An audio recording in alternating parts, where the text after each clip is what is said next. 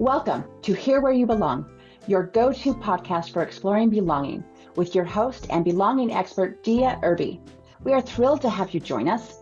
Together, we'll dive into the depths of what it means for each of us to find our own place in the world, whether it's within our communities, our relationships, or within ourselves. Today's episode is meant to inspire, uplift, and remind you that no matter where you are or where you're headed, you have a place where you truly belong. So, grab a cozy spot and settle in. Welcome to Here Where You Belong.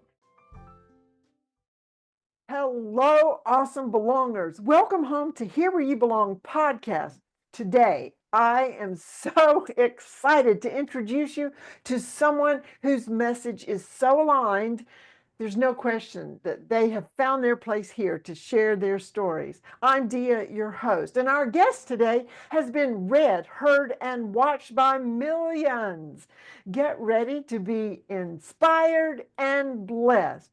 Let's welcome Rhonda Britten. Hey, Rhonda. Hey, I'm so excited to be here. Yay. Oh, I have a little bit more about our guest. Get ready, buckle up. She's an Emmy Award winner, a repeat Oprah guest, master coach who has changed lives in over 600 episodes of reality television. She's authored 4 bestsellers. Her seminal work, Fearless Living, has been translated into 16 languages. Rhonda founded the Fearless Living Institute, home of Fearless Living Life Coach certification program, which is considered by an Ivy League of life coaching training. Amazing. If you're thinking about this, this is where to go.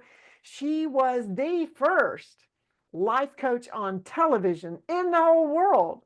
She appeared for 3 seasons as the head life coach on the hit daytime NBC show Starting Over. And from that, she was named Starting Over's most valuable player by the New York Times and heralded as America's favorite life coach. Rhonda brings the neuroscience of fear down to earth using the wheels technology she developed that saved her own life. That sentence has so many stories in it. She has been read, heard, and watched by millions, coached tens of thousands of clients, trained hundreds of coaches, you might be the next one, and now wants to share all she knows with you, our belongers. Wow. Rhonda, did I leave anything? I was going to say, wow, that sounds pretty good. I'm pretty amazing. You want to meet that person? She sounds so amazing.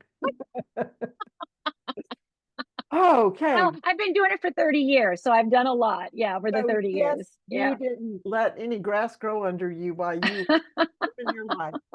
Well, as you know, this show is about belonging, here where you belong. And your life is full of learning to belong, finding belonging, and creating belonging for other people. And you know what? I am just going to let you take the mic and step up to the mic and go whichever direction. I'm sure I will ask follow-up questions as I hear you.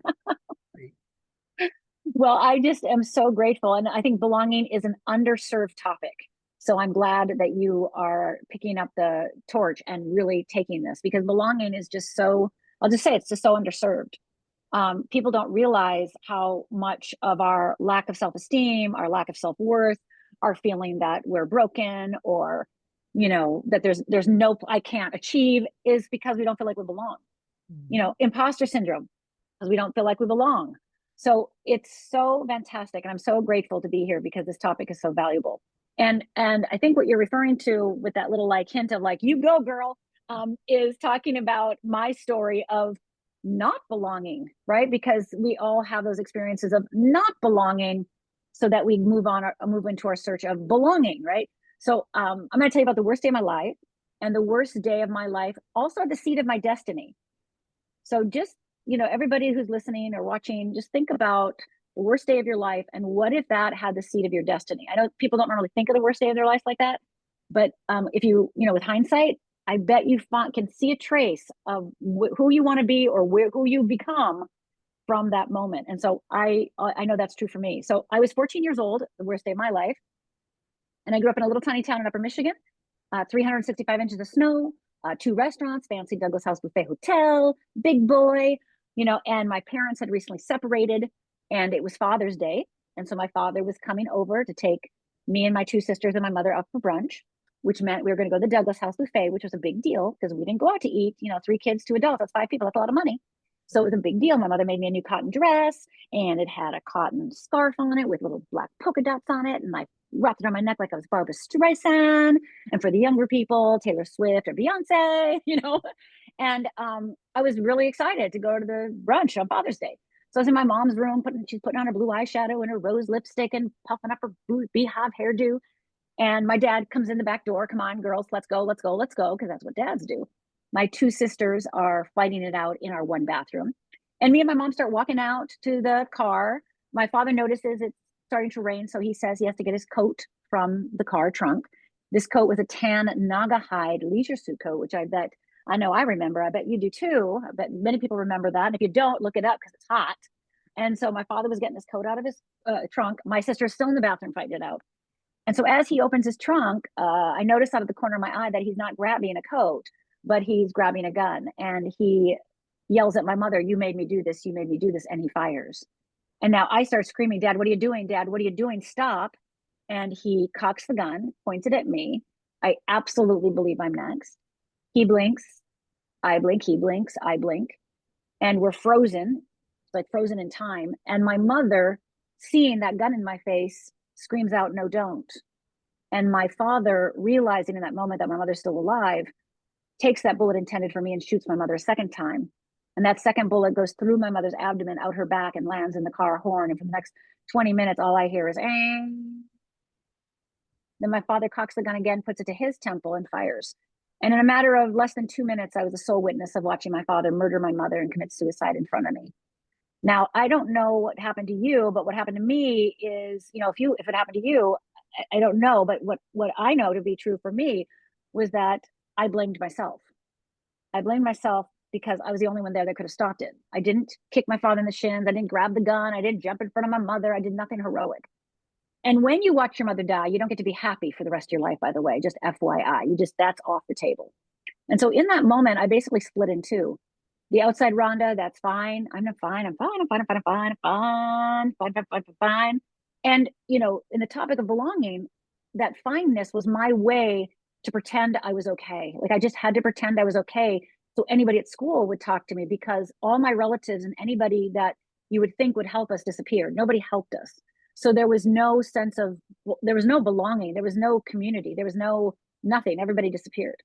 So from that moment, from that 14-year-old, by the time I hit 17, now again in high school, I kept trying to be perfect because we were in my mother's hometown, my father's hometown. So I'm not going to be the girl whose parents were weird. I don't want to be from that family.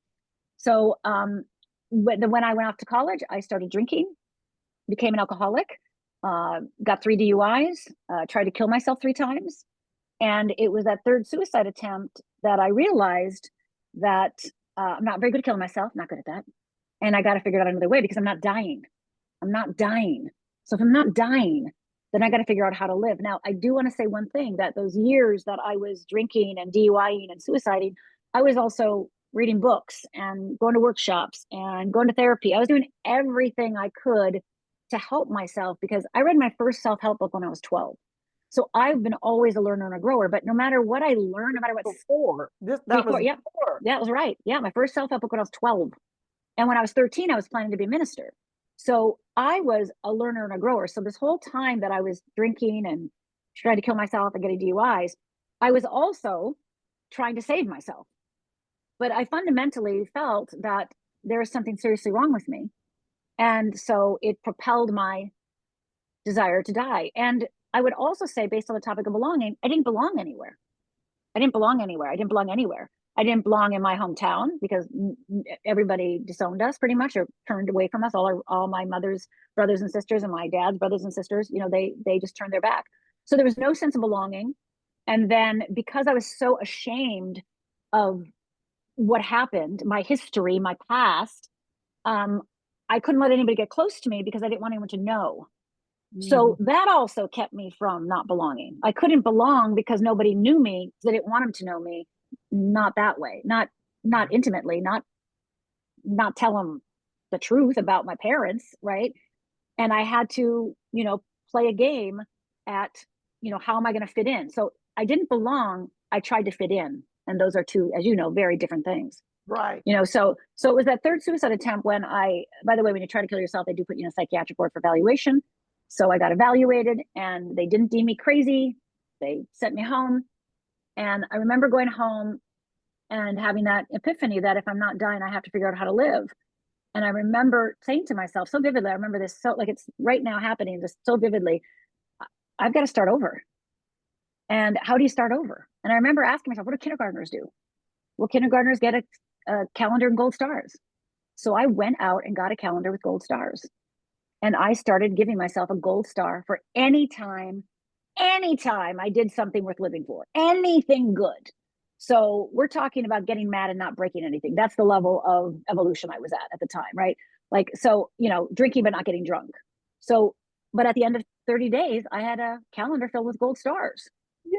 And yeah, and that gave me hope. But really, my sense of belonging, I know for me, and I think this is true for probably most people, I had to belong to myself before I could belong anywhere else. Absolutely. That is the key. Yep. So I had to go through this transformation in my own life, address my own fears that I was in denial of, and, heal my own life so that I could belong to myself. So I would have no shame, right? I would have no embarrassment. I would have no, uh, I didn't want to turn away from it anymore. I had to embrace it. And I also had to integrate it into who I thought I was and who I wanted to be. That is a part of my life. It's not who I am, but it is a part of my life. So I think that sense of belonging, I think that's what I was always craving afterward, relationship to relationship to relationship to relationship, boy to boy to boy to boy. Um, I was just trying to find a place where I could rest, where I could find comfort, where I could be seen, where I could be loved for as an orphan, you know? Okay, Yeah. how old were your sisters? Were they older, younger? Well, I was 14. My older sister was 18. So she had just turned 18. So that was the good news because then we lived together. And then my younger sister, yeah. The other question was, so where did you live? Well, shockingly, we lived in that same house that they died for 2 years. I mean, I think about it now and think, I cannot believe we did that. But that's all we had, right? That's all we had. And it wasn't paid for.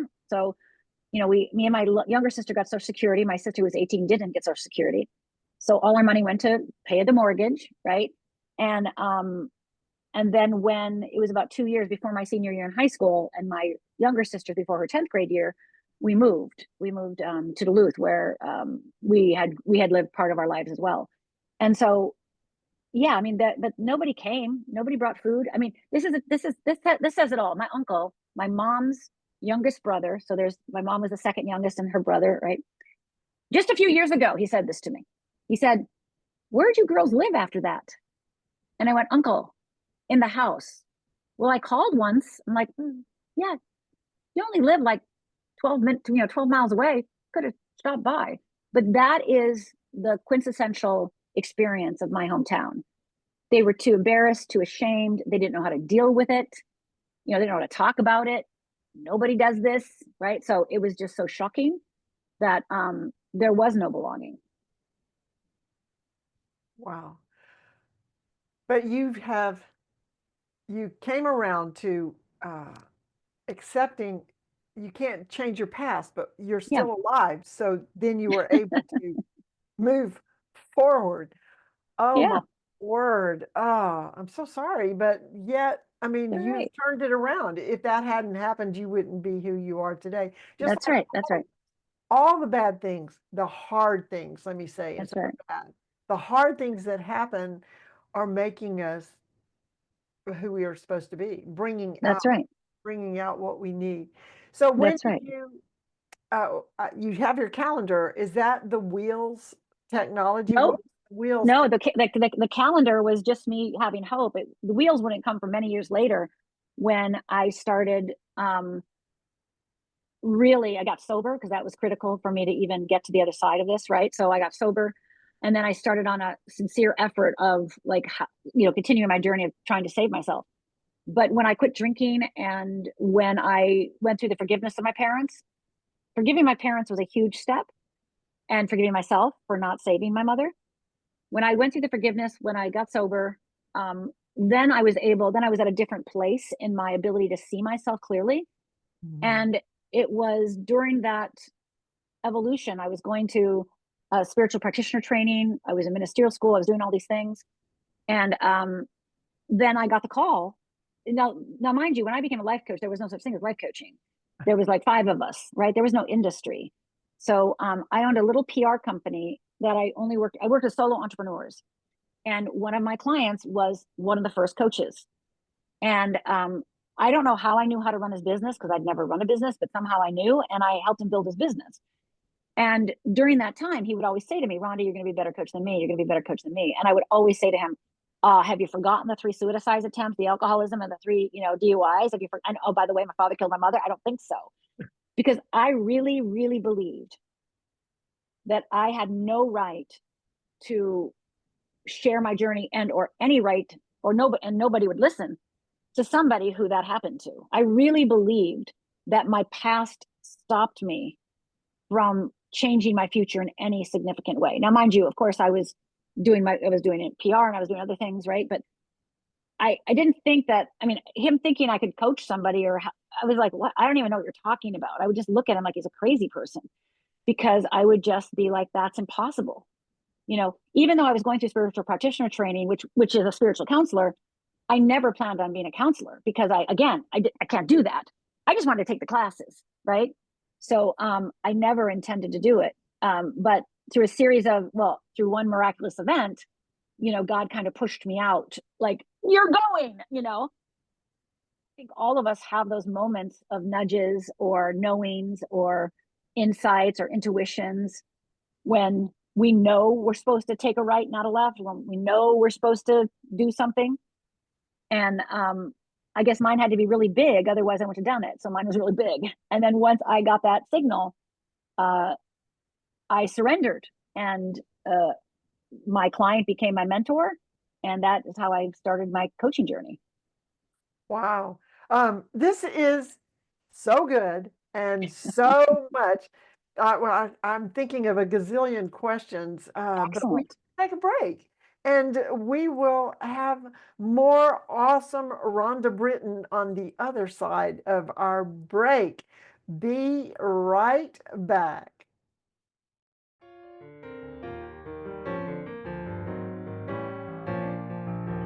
Hey there!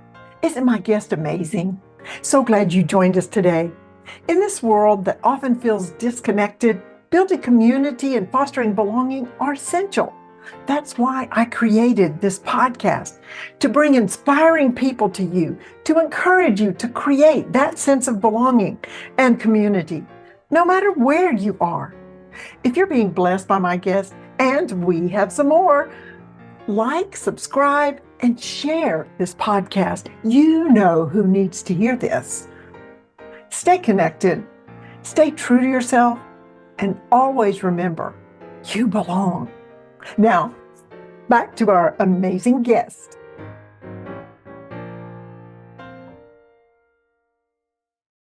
And we are back with the amazing, packed full of fun and stories and wisdom and knowledge and experience. I don't even know, there's so much. Rhonda Britten, we're so glad you're here today. Well, thank you. It's very kind. On the second half of the podcast, I have some questions I like to ask. And of course, we start with the question, but who knows where it's going to take us. Excellent. And the first question I ask, and this has to be a hard question for you, because what do you consider as your greatest accomplishment? And you have accomplishments out the wazoo. I'm not sure how you can pick one, but what would you say is your greatest accomplishment? My greatest accomplishment was to keep going. I think of my 14-year-old and my 16-year-old and my 18-year-old and my 22-year-old and the 24-year-old that was in jail, right? And getting DUIs and right. I mean, somehow I look at those, my 14-year-old and 16-year-old and 18, I just am so enamored with them. I'm so proud of them that they kept going. I mean, how did they keep going? Like I look at that and I go, how did they do that? So I would say my greatest accomplishment was I just kept going. The desire to, once I realized I not couldn't die, but wasn't meant to die yet, and I had to live, making that decision to live. Yeah, that was the greatest thing I've ever done. Well, you have definitely come a long way in the keeping going. Sure. Do you feel like that was somebody else sometimes in your past? Oh, sure. I mean, I think about, like, I read my journal. So I just finished writing my memoir about my dark night. And so I was looking at old journals and reading, journals from when I was younger. And I'm just looking at all the things I wrote. Oh my gosh. I mean, I don't want to say I don't know her, but, she was so lost and she was so, so alone. And, just, you can just feel the anguish in reading reading my diaries from when I was younger is just so much pain and so much hope. Like, I am always have been an optimist in the sense of like, it's going to be okay, kind of, right? So you can see the desperation of hope and, me writing my goals down and my dreams down. And then, right. There's something wrong with me. Why can't I, so just the anguish that I experienced. And I don't think my anguish is much different than many people's anguish, but reading that, yeah, I mean, that's not how I think anymore. Not how I respond to the world anymore. It's not how I see the world anymore. So how I responded to the world at even 32 or 35 is not at all how I respond to the world today. Mm-hmm. So, yes, that I totally agree that anybody who's gone through anything like that, to keep on keeping on, to keep going forward and find ways. Did you have, besides just reaching within yourself to be able to move forward, did you have someone or something that did fuel you to keep going? I hate to say it, but no. I think if I want to say to anybody, it was probably my mother. Mm-hmm. But I was more like, after I had that third suicide attempt, it was more, I've always been a passionate person. I mean, the way I am right now with you is how I've been my whole life, right? Like I'm passionate and I'm excited and I'm smart and, all those things. I did great in school, et cetera. So everybody always thought that I was fine and successful, even though I wasn't, right? But because I just present that way. But yeah, I mean, Well, yeah.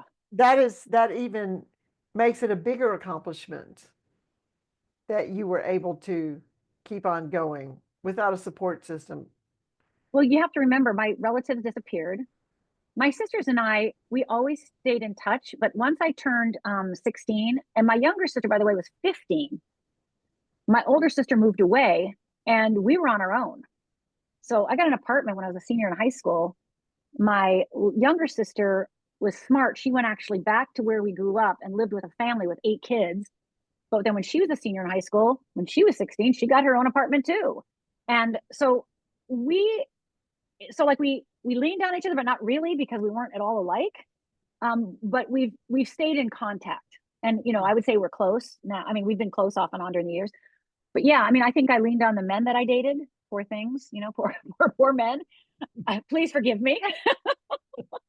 If you're listening out there. Well, I mean, seriously, I remember telling one guy, you're my mother, you're my father, you're my sister, you're my brother, you're my everything. And I'm like, I thought it was a compliment, right? But now I'm like, oh my God, I would have run as far as I could. Yeah, talk about. But I thought, that it was this compliment, right? But so I leaned on whoever I was dating at the time. Right. But again, Right. they weren't emotionally mature enough. They couldn't support me. They couldn't have my back. They couldn't, So yeah, so we had one of my mom's friends kind of kept track of us a little bit. So one time we were stuck somewhere. We didn't have any money, and she called with her credit card. So that was awesome. She showed up at our weddings, you know, but again, it's not like she was there. You know what I mean? Right, So right. yeah. Yeah. Wow, if you just look around, there are probably a lot of people that we can Oh, support when we yeah. be more attentive to the needs of people. You we made just we just go through life not even knowing the pain people are experiencing or the suffering or the loneliness or the anguish they're feeling, because everybody just presents, most people, you know, like they're fine. well And that's because why a it's too kind word. complicated. Too What? complicated to not be fine. It's Just too it just vulnerable. It's too painful to not be fine. Well, it's just that's why kindness and compassion and gentleness is critical. You know, I think about how the Wheel of Fear works, and when I teach my coaches about the Wheel of Fear, one of the gifts you get is not only how you work but how the world works. So just go to a mall or just go to an event, and all of these people have a Wheel of Fear. It's amazing that we get along as well as we do. You know, so I just think it's amazing to be a human being and to have all these opportunities to become who we're meant to be. Do you want to take a minute to explain the wheels technology that you're referencing to and that you created that's been so helpful? Well, I'll say this, you know, I would love to give a gift, and the gift is one of my clients' very favorite tools. It's called Stretch, Risk, or Die, and it cures procrastination, and it gets you moving forward to whatever that dream is, that goal is. And I don't care if it's building a business, I don't care if it's finding a relationship, I don't care if it's healing your relationship, I don't care what it is. Literally, it can help you with anything. And it's 3 15-minute videos. And at the end of the third 15-minute video, I actually explain the Wheel of Fear. So if you go and grab those videos, fearlessliving.org/risk, fearlessliving.org/risk, RSK, then you'll be able to see my Wheel of Fear in action. And of course, I'm happy to talk about it as well, but just to know that you have a video that you can go and watch to get a preview, a little bit more preview of it. Well, yeah. Okay, everybody go watch the video and we're going to talk about something else. We're going to, take care of things here. You made reference to a message that you got that was real clear or something. If you want to Yes. expound on that, I'd love to hear that. Well, my clients, so I'm with my client who is one of the first life coaches, right? And he, like I said before, he always told me I'm going to be a better coach than him, and he's a genius. So I was like, yeah, no, I don't think so. And one day we were working in his office, and I was sitting on the couch, and he was at the board. We were brainstorming a new program that he was going to teach, and I'm sitting there, he's working, and all of a sudden, out of the sky, this is woo-woo, people, hang on to your seat. If you're woo-woo, if you're not woo-woo, hang on. Call this a miracle. Out of the ceiling, a cloud comes out. It has a book on it, and the book goes like this. Shuts, lays back down on the cloud, and the cloud goes back in the ceiling. And I'm like, oh, like, what just happened? And I thought the message that I received was not for me, it was for somebody else. I actually immediately turned around to see if somebody else came in, because I was absolutely convinced that what I heard was not for me. So I turned around, nobody was there, and I was like, So I look over at Paul, and he's writing and talking, and so he clearly didn't hear it. And what I got was every question that I'd ever asked was answered. Everything I'd always want to know was answered. And I also got the message that you now must go and teach this. And I'm like, that can't be me. And so thank God the next day I had an appointment with my minister, because I was in that spiritual practitioner program. And so I go to my minister, and I don't tell anybody because I think I'm crazy, right? And I go, this thing happened, the sky opened up, the can't, and she's like, oh, you got the call. And I go, well, yeah, but I have to, because I left college with 3 credits left, so I was like, I have to go back and finish my bachelor's, and I got to get my master's, and I got to get my PhD, and then I'll write a book, and then I'll do it. And she just kept saying to me, if you got the call, you're ready. And I was like, you don't understand. I got to finish my bachelor's, got to get my master's, got to get a PhD, then I'll write a book. So like in 7 to 10 years. And she just kept saying, if you got the call, you're ready. If you got the call, you're ready. And it took me many months to surrender to that. And one of my very first client, Lisa, is actually one of my coaches and still studies with me today. And we were talking recently, and somehow the story came up, and she goes, well, because I was introducing her as my first client, and she goes, yeah. And the way I became your first client was you were trying to enroll me in Paul's class, which course I was, because Paul's a genius. I was like, and Lisa said, and I looked at you and said, why don't you coach me? And I was like, right, like, what? Oh, no, you got to take Paul's class. She goes, no, I want you to coach me. And I'm like, what? And so it took me time to like register that and to surrender to that. And then I thought, okay, she's my friend. Okay, I guess I can start here. And Paul's like, yeah, I'll do it. And I'm like, so I started coaching with her. And I would have a session with her and run to Paul and go, she said this, I said this, she said this, I said this. What do I do? What do I do? And then he would tell me, and then I'd go back, and then same thing. I don't know. And then after about 6 months, I was like, oh, I got it. Never mind. I know what to do. And from that moment, I started trusting myself completely. So when I coach, when I speak, when I teach, when I write, I have learned that God's got my back. Who has my back? Where I belong is with God, right? And so got my back, and I really allow myself to be used as a vessel for what he wants out in the world. That's how I really see myself. And so say that again. Amazing. Yes. Well, one of the second question I like to ask is, what makes you feel like you belong? And I think you answered that already, that, you belong with God and he's got your back. And yeah, I belong with the spiritual truth. That's what I belong with. And then also, I find it hysterical that here's a woman who never felt like she belonged. And then I end up creating Fearless Living. And so I'm creating my own family in creating Fearless Living, because now I have 500 coaches and I have students and I have, it's like I've created my own family. Totally. Yeah. You created your community for belonging. That's right. Didn't know I was doing it, by the way. Right.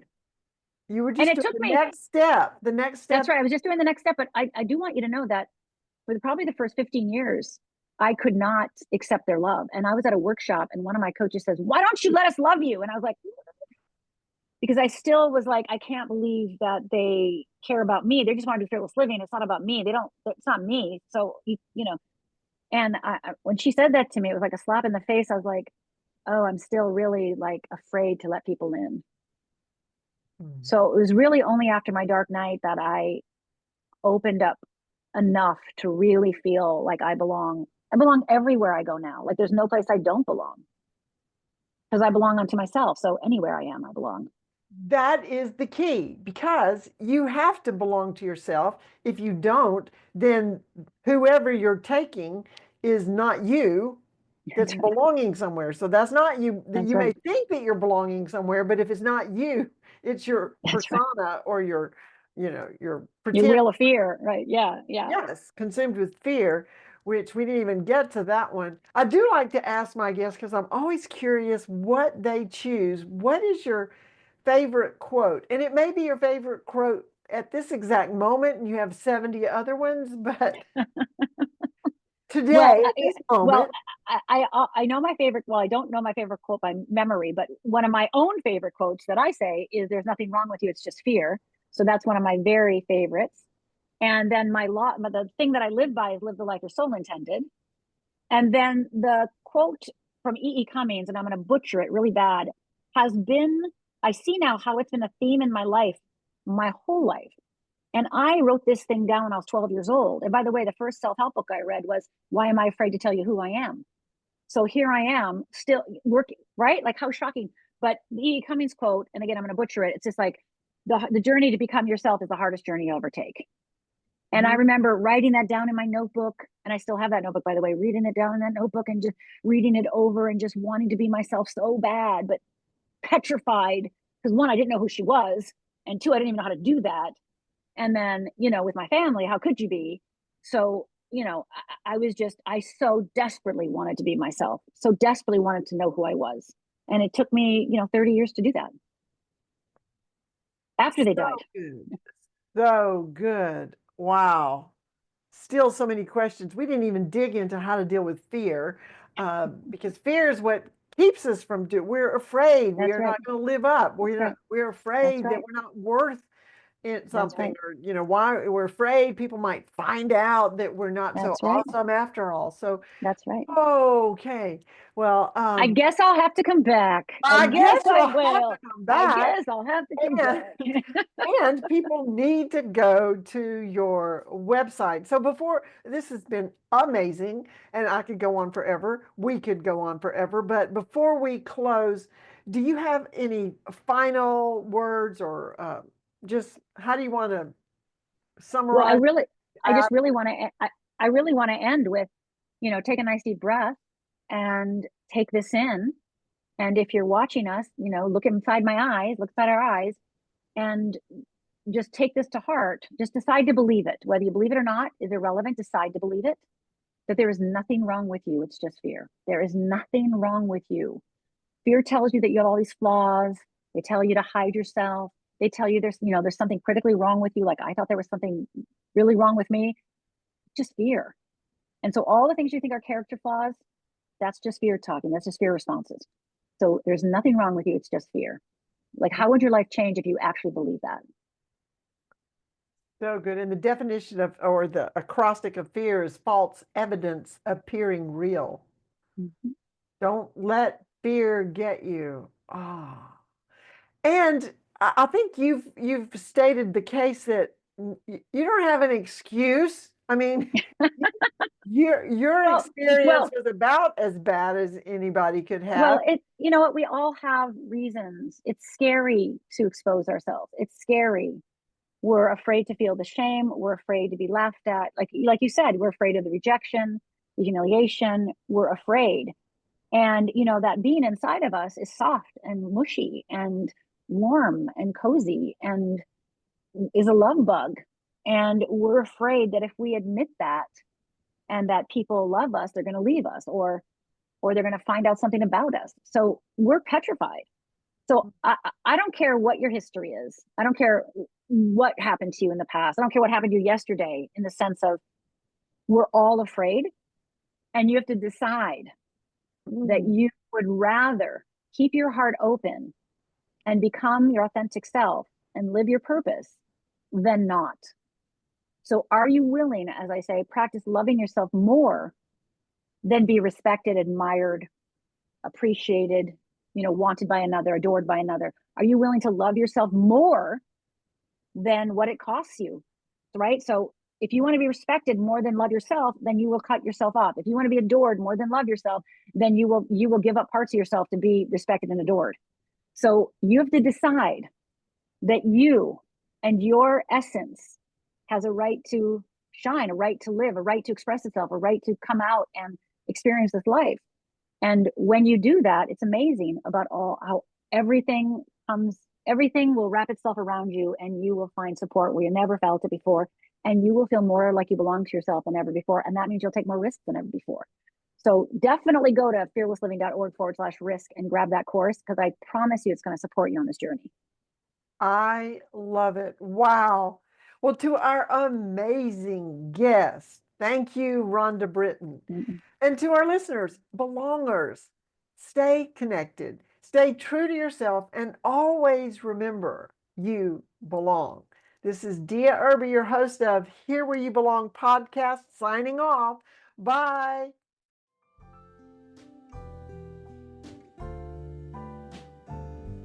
Thanks for tuning in to Here Where You Belong. We hope today's episode has inspired you to embrace the beauty of belonging in your own life. Remember, no matter where you are or where you're headed, you have a place where you truly belong. Join us again next time for more insightful conversations and heartwarming stories. Until then, stay connected, stay true to yourself, and always remember that you belong.